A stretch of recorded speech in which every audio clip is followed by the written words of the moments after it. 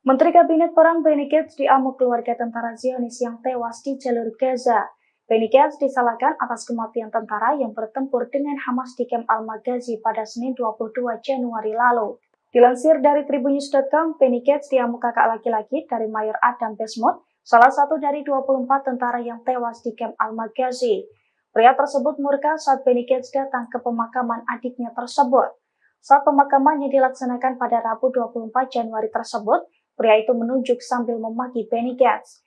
Ia juga menuntut agar Benny Gantz segera mengakhiri perang di Gaza. Ia pun menekankan bahwa perang di Gaza merupakan tanggung jawab Benny Gantz, namun justru menumbalkan para tentara. Mendapatkan perlakuan itu, Benny Gantz hanya terdiam.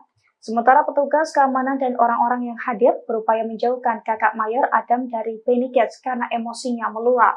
Download Tribun X sekarang, menghadirkan lokal menjadi Indonesia.